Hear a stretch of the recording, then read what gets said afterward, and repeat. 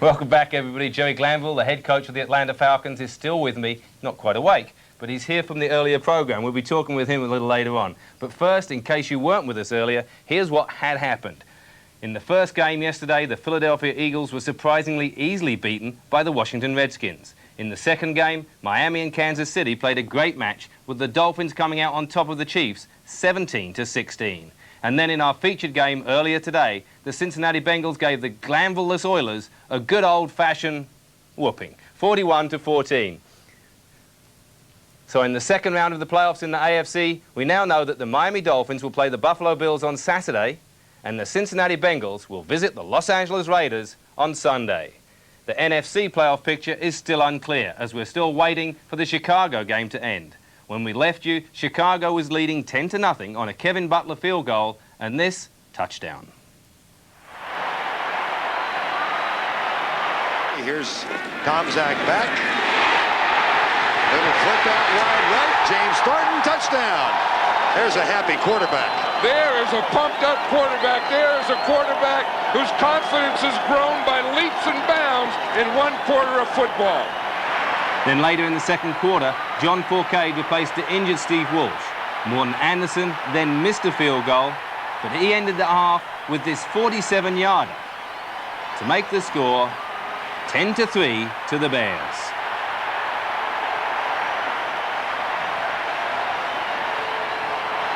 We rejoin the game in the third quarter, and it's cold in Chicago.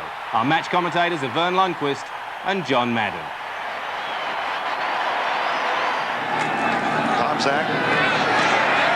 Anderson. Among the other things, and of course this late in the season, no surprise, but Anderson playing with a multitude of injuries, most serious of which a tough rib. Well, yeah, he had those ribs, and I'll tell you one thing, he's a tough guy. I mean, he played with all those injuries, and talking to Johnny Rowland yesterday, the backfield coach of the Bears, and he said, with all the things that Neil Anderson does and does so well, you tend to forget that he's really a tough guy. Second down and 2, Bears driving. And they have been led on this drive by Neil Anderson, who gets the carry for the first down at the 34. Chicago's second in the league this year in time of possession.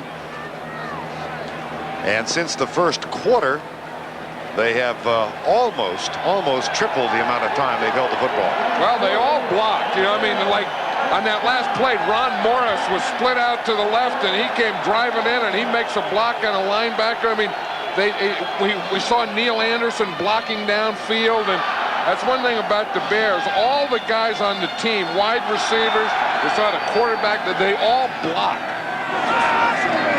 As a result, they get a lot of first downs, and they've got one now. First and 10, 34-yard line. Anderson again. Mills and Johnson, the inside linebackers, make the stop, but it's another 5-yard gain. Let's watch how the hole starts. Watch Jay Hilgenberg, number 63 there. He has to snap the ball, and then, boom, you fire into that nose tackle. You get the big pig going back. He gets a little help from Thayer, you see, and then he gets the drive and everything going back. And just that movement, just that snapping the ball and, boom, getting off like that, created enough hole to gain 5 yards. Jay Hilgenberg, despite saying he did not have his best year, is back in the Pro Bowl for the 6th straight time. And his brother Joel, of course, the starting center for the New Orleans Saints. Anderson again, stuffed. It'll be 3rd and 3 or 4. Sam Mills makes the tackle this time. Gain of 2. That's something. Before the game, we saw Jay Hilgenberg, after the Bear team went in, he stayed out to wait for his brother Joel to come off. Then his father came down out of the stands, and they took a picture. So they had a picture of the 2 Hilgenberg brothers and the father. And of course, the one thing in common they all have is they were all centers at the University of Iowa. That was Joel Hilgenberg you just saw. Jay is on the field. Brother Jim is watching, and Dad Jerry is here. Uncle Wally, I'm sure, is watching too. Here's Tomczak, incomplete. And it'll be 4th down. Kevin Butler with the wind at his back from 46 yards out.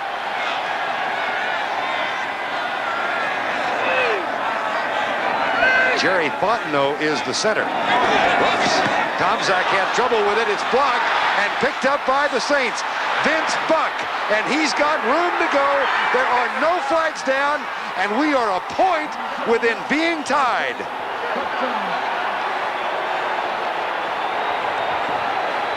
I think there is a flag, Vern. I think there was a flag down way over on the other side of the field, on the Saints side of the field. At the 22-yard line, way away from the play. And that the guy that would call that would be lining up offsides if it's against the Saints.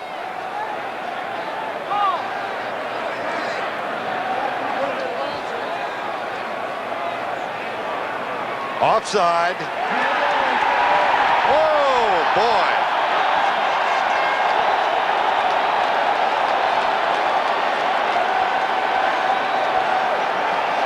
I'll tell you the other thing that's going to do, not only does it negate the touchdown, but that penalty should be a first down. And we're going to see it here. They can say that they either came offsides or lined up offside. Now from this shot, it doesn't look like anyone lined up offside. It doesn't look like anyone jumped offside. Perhaps Robert Massey. If it's right here, you see the ball is in here, and that could be the only thing that they're looking at. That's the guy. They called it on Robert Massey, number 40. They said he was the one that was lined up offside.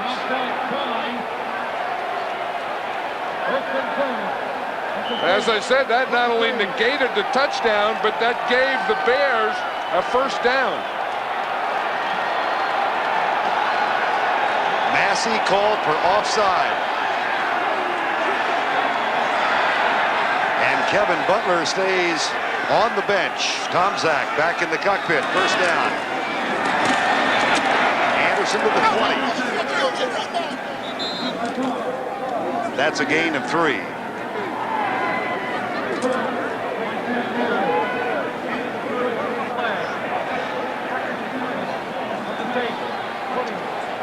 Well, yesterday we all saw a fumble recovery, return for a touchdown, negated by instant replay, and here's the reverse angle.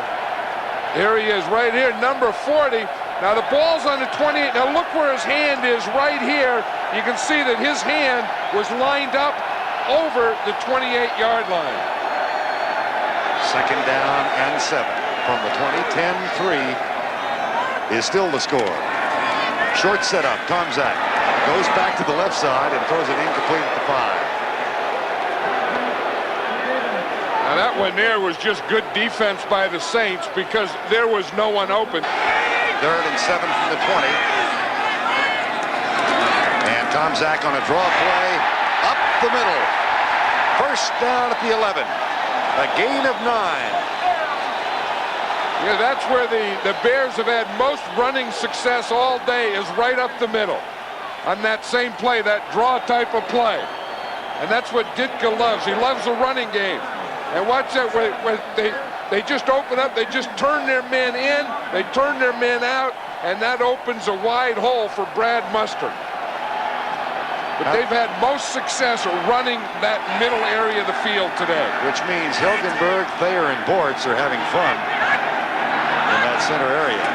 Here's Tomczak back into the flat, incomplete. That's 8 consecutive incompletions now for Mike Tomczak. Yeah, I think they better go back to just running Neil Anderson and Brad Muster and keeping the ball in the ground. And if you watch Mike Ditka, when he's calling the plays, that's usually what it's going to be. 74 yards up the middle. That is the area of the field that is of most concern if it freezes.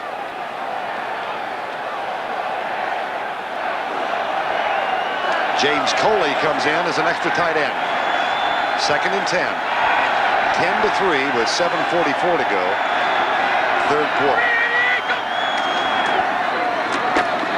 Anderson to the 7. Neil Anderson, the ball carrier.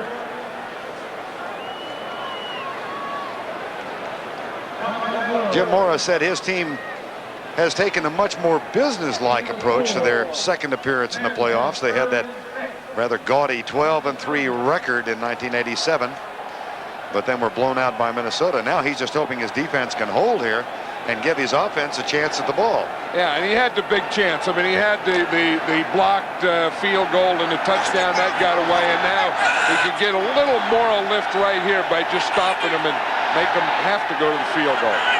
Out of the shotgun. Tomczak has missed his last 8. That one is complete, and Anderson heads for the goal line. He's knocked out of bounds at the 5. They might give him the 2. Vince Buck again, who saved the touchdown in the first quarter. I think that this is real good Saint defense. I mean, that part of the Saint football has really played championship today. That the defensive side, because the Bears been shooting at them all day, and they've been answering those shots pretty good.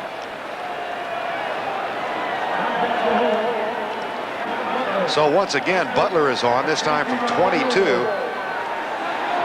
This is a drive that has eaten up more than half of quarter number 3. So ball control, a trademark of the Bears, again a part of it all. The kick is good.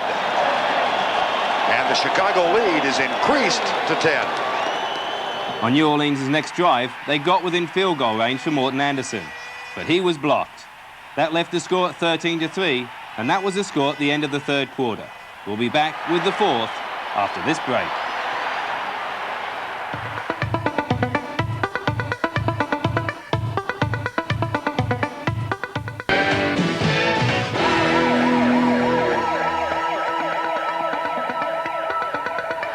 Welcome back. The fourth quarter started with this field goal attempt from Kevin Butler. And that's a shank. And it left the score at 13-3 Bears. We pick up the game on New Orleans' next drive. They have a 1st and 10 on Chicago's 35-yard line. Forcade, blitz coming from Roper. 2 receivers in the same area, both Martin and Perryman, and 3 Bears were back there. There's just 5 guys there. Watch them. There's 2 Saints and 3 Bear defenders and a jump ball. Looked like Perryman almost had that ball there. Brett Perryman in his 3rd year. Jim Mora told us last night, he says that he likes his wide receivers. He said he thinks they're pretty good. It's just that his passers really aren't efficient now.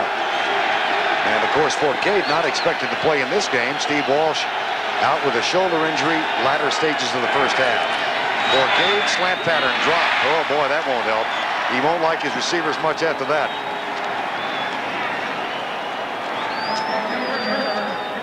And how is the Bear defense done today? Well, they've allowed only 3 points, 6 first downs, 54 yards rushing.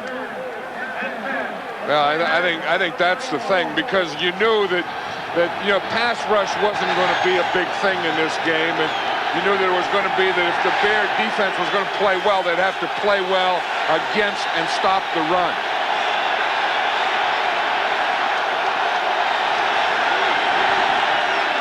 Out of the shotgun, Forcade. For Lonzel Hill, incomplete. John Mangum, who began the day with an interception, knocks away what may have been the last serious New Orleans threat of the afternoon. As you said, that's 2 big plays by Mangum early. In the first series, he came up with an interception, and here on a big 3rd down in the end zone, he comes up and forces an incomplete pass to Mo Hill. That was good coverage. That all got there at the same time.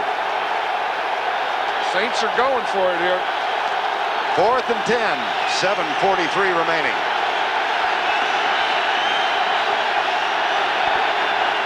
Four-man rush. Forcade pulls up and fires it down to the 12. There is a late flag. There it is. Oh, that was a very late flag. He couldn't get it out of his pocket. I had my eye on him the whole way. Is that what it was? It was frozen. I was going to say, he threw it after you said there's a flag. Boy, he was wrestling with it, and it was stuck. Oh, if there's anything you never want to do is get your flag stuck. This game would have been over. Remember the situation here. This is a 4th down.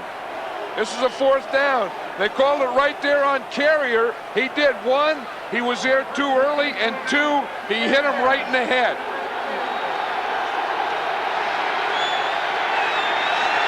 A 17-yard penalty, 1st and 10 at the 11. Hayward, Perry. Whoa! Fridge!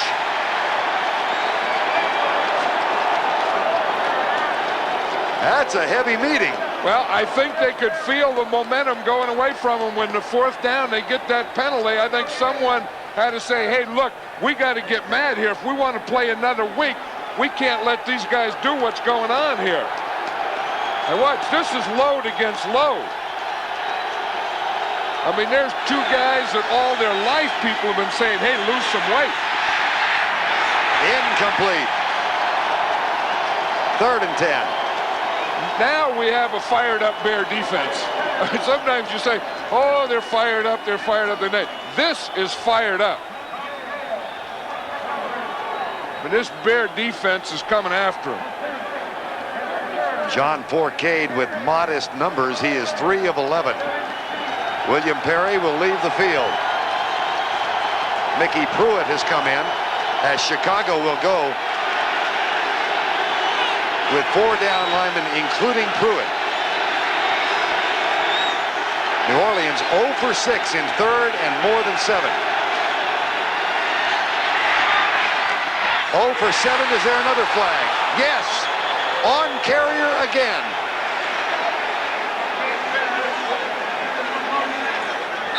Pass interference, number 20 defense. First down.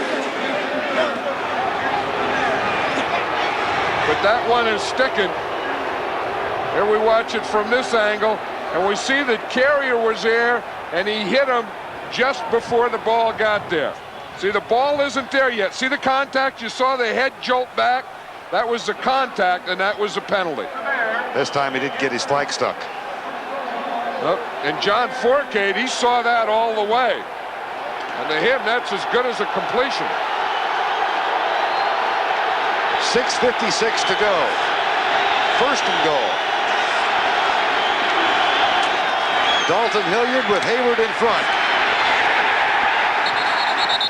And Bestie Jackson leads the way with help from Mike Singletary. I think the field is getting frozen down there, Vern, now, and I think sweeping, where the backs try and run right or left, I think is very difficult. I think the type of running you have to do is more like the Bears were doing, where you kind of run straight at it and you hit, inside the tackles. I think stretching it out is very difficult on this field at this time. Well, we mentioned the offensive line of the Bears. Here's Hilgenberg, Trapillo, Dombrowski, Brock, and Haverdink trying to provide some muscle with 3 tight ends in the lineup. And an option play almost as Forcade. Oh, dear, had Hayward wide open and threw it behind him.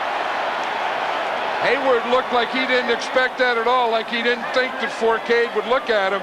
But when Forcade, you see, he buys so much time when he sprints out. He sprints out so long that a lot of different guys can come open. And Hayward looked like maybe he gave up on the play.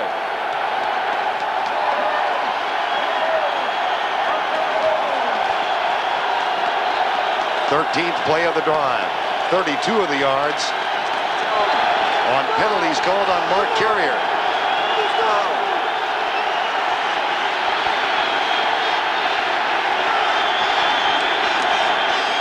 Forcade looks at Perryman. Now nobody open in the end zone. He's got to buy some more time. Cannot do it.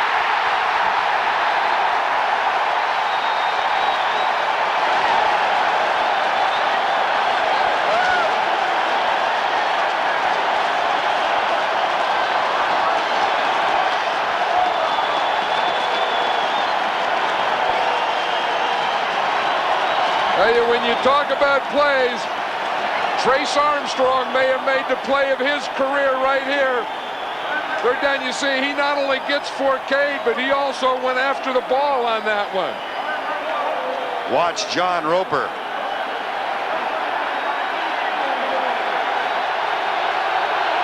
It is a new version of Mike Ditka. Anderson got it. But they needed 7. They settled for 3. 5:52 remaining in the ball game. Well, not getting into the end zone on that last drive proved costly, as on Chicago's next possession, Kevin Butler kicked this 21-yarder to give the Bears a 10-point lead. And that sealed the New Orleans Saints' fate. Final score, 16-6, Chicago. An update of the playoff picture in the NFC. San Francisco will play Washington on Saturday, and on our Sunday, our featured game, Chicago will play the Giants. Jerry, your thoughts on those two games? Let's start with the Washington Redskins. I think the Washington Redskins really have a chance because of their coaching. I think they have a good running game. Surprisingly, I think their defensive line doesn't move real quick. It'll be a close ball game. Even though Washington lost earlier in the year against the 49ers? I think the 49ers aren't playing right now as well as they normally do. But what people don't realize, because everybody talks about Montana, the 49ers have the quickest defensive line in football, and their quickness is so much quicker than the Redskins. If the quarterback gets it going for the 49ers, it won't be close. Otherwise, it'll still be close, but the 49ers will win. Well, Rippon was a guest of mine earlier in the year, and he said he had an awful game. In that game, if he had played a half decent, they'd have won it. Now let's get to the Giants and Bears. Who do you like in that? If the Giants had Sims, their quarterback, if their quarterback was healthy and back, I would take the Giants. The way they're both playing with backup quarterbacks, I would take the Bears.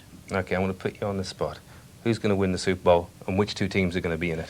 It'll be the Raiders versus the 49ers, an all West Coast Super Bowl, so you and I don't need to attend because we're not West Coast people. Bills aren't going to make it? The Bills aren't going to make it. They have great talent. They have a good football team. Their quarterback being injured really hurts their football team, and I don't think the backup quarterback can carry them through. Before you go, I've got to ask you, the Atlanta Falcons next year, how are they going to be? I think we'll be right in the thick of it. A lot of teams in the playoffs today, the Atlanta Falcons were able to beat. You saw Cincinnati, you saw the Houston Oilers, and you saw the New Orleans Saints, all wins by the Falcons. So if we can beat those teams, we need to get in this thing. All right, I'd love to see it. Jerry, thanks very much for joining me. Thanks for having me, partner. Well, that about wraps it up for tonight, except to remind you that we'll be back with Red 42 on Friday at 5:30, and then again on Saturday lunchtime at 12:30. Then on Sunday, we'll have our regular program at 8:30, which, like this week, will feature the first 3 games of the weekend. Then we'll have highlights of the late Sunday game on our playoff special show at 12:10, when we'll also wrap up the games from the second round. So until next time, from Jerry and myself, good night.